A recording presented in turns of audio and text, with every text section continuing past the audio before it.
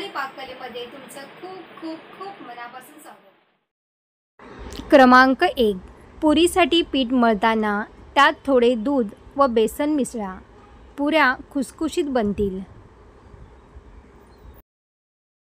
क्रमांक 2, मिक्सरच्या भांड्यात वेलदोड्याची पावडर करताना किती फिरवलं तरी बारीक होत नाही, म्हणून त्यात थोडी साखर टाकली मग फिरवले तर पटकन बारीक पावडर होते व वासही छान येतो। क्रमांक 3, बटाटे उकडायचे असतील तर ते धुवून त्यांना टोचे मारून 5 मिनिटे मायक्रोवेव्हमध्ये ठेवायचे। मध्ये एकदा उलटपलट करायचे, गार झाले की साल पटकन काढता येतात। क्रमांक 4, मसालेदार पदार्थांची करी घट्ट करण्यासाठी त्यात तिळाच्या पेस्टचा वापर करा। क्रमांक 5, लसूण गरम पाण्यात थोडा वेळ भिजवा, साले लवकर सुटतात। क्रमांक 6, पावसाळ्यात सर्दी, खोकला, ताप याची हमखास साथ येते। अशा वेळी पाणी नेहमी उकळून प्यावे। तसेच अर्धा चमचा आल्याचा रस आणि अर्धा चमचा मध असे मिश्रण दिवसातून 2 ते 3 वेळा घ्यावे, यामुळे लवकर आराम पडतो। क्रमांक 7, फोडणीनंतर आमटीवर मिसळाच्या रसावर तरी तवंग आणण्यासाठी फोडणीमध्ये थोडीशी साखर चिमूटभर घातली की आमटीला रश्शाला तेलाचा तवंग येतो।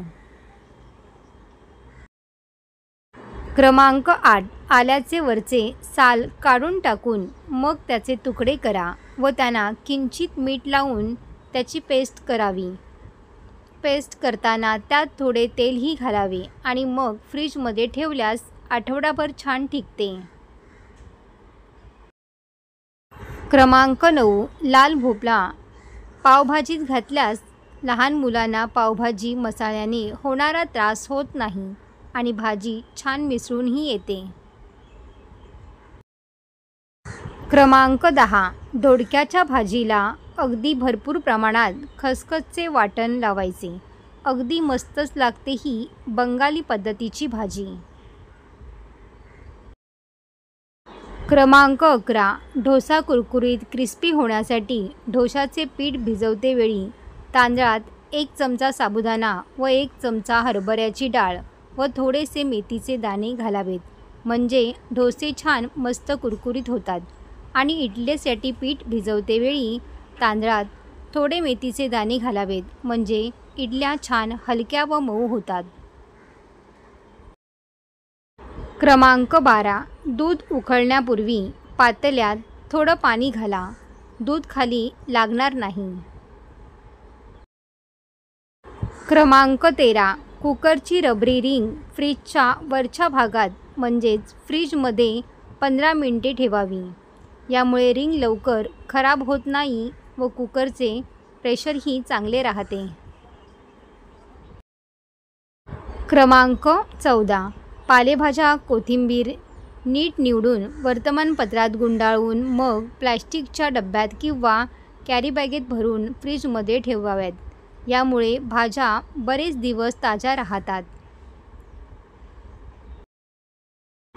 क्रमांक 15, हिरव्या पालेभाज्या लोखंडी कढईत शिजवा, त्यामुळे लोहाचे प्रमाण वाढते।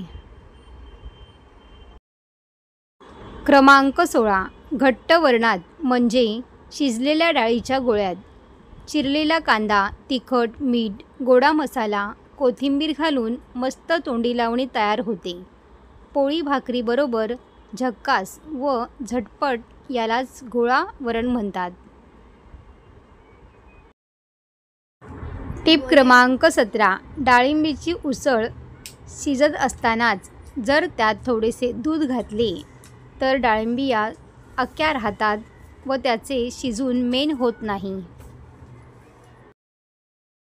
क्रमांक 18, सॅलड करायच्या आधी भाज्या बर्फाच्या पाण्यात टाकाव्यात, त्यामुळे त्या टवटवीत दिसतात। क्रमांक 19, साबुदाण्याची खिचडी करताना त्याच्यावर दुधाचा किंवा ताकाचा शिपका द्यावा. आवडत असल्यास काकडी बारीक चिरून घालावी. खिचडी मोकळी, नरम, चवदार होते. क्रमांक 20. वालाची भिरड डाळिंब पावटे. उसळ भाजी करताना डाळिंबिया पूर्ण व नीट शिजल्यावरच उसळीत मीठ आणि गूळ टाकावा, अन्यथा त्या नीट शिजत नाहीत. क्रमांक 21. वरण शिजत असताना तुरीच्या डाळीत चिमूटभर हिंग, हळद व चमचाभर साजूक तूप घालावे. यामुळे डाळ नरम शिजते व स्वादही छान येतो.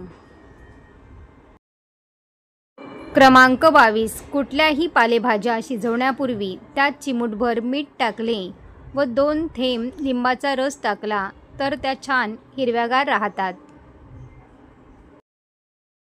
क्रमांक 23. भाजलेल्या शेंगदाण्याची साले काढू नयेत. सालासकट कूट करावे. सालात एक प्रकारचे अँटीऑक्सिडंट्स असतात जे हृदयासाठी चांगले असतात, त्यामुळे साल खावीत. क्रमांक 24. डोसा कुरकुरीत करण्यासाठी त्यात पोह्याचा चुरा मिसळा. क्रमांक 25. साबुदाण्याची खिचडी करताना भिजवायच्या आधी साबुदाणा छान हलका होईपर्यंत भाजून घ्यावा. गार झाल्यावर मग भिजवून ठेवावा. तो नेहमीपेक्षा लवकर भिजतो आणि खिचडी पण मऊ मोकळी होते. क्रमांक 26. ब्रेड क्रम्स असेच बनवले तर ते मऊ होतात. त्यापेक्षा ब्रेड आधी ओव्हनमध्ये घालून कडक करावेत आणि मग ब्रेड क्रम्स बनवावेत. बाहेरच्यासारखी कुरकुरीत होतात. क्रमांक 27. बदामची सालं काढण्यासाठी बदाम पाण्यामध्ये ठेवून मिनिटभर मायक्रोवेव्हमध्ये ठेवायचे. आधी भिजवलेले नसले तरी मऊ होतात आणि साल काढता येतात. क्रमांक 28. आप्याच्या पिठात अंडे घातल्यास आप्पे टम्म फुगतात आणि आप्पेपात्राला चिटकतही नाहीत. क्रमांक 29. कोथिंबीर घेताना तिची मुळे ताबडतोब कापून टाका. बरेचदा कोथिंबीर पाणी मारून टवटवीत ठेवतात आणि ती कोथिंबीर मुळाच्या ठिकाणी सडलेली असते. जर मुळे कापले नाही तर सगळी कोथिंबीर लवकर सडून जाते. टिप क्रमांक 30. 8 दिवस सुरणाची भाजी खाल्ल्याने मूळव्याध कायमची गायब होऊ शकते. सर्व टिप्स तुम्हाला आवडले असतील तर व्हिडिओला लाईक करा. अशाच नवनवीन माहितीसाठी रुपाली पाककला या चॅनलला सबस्क्राईब करा. धन्यवाद.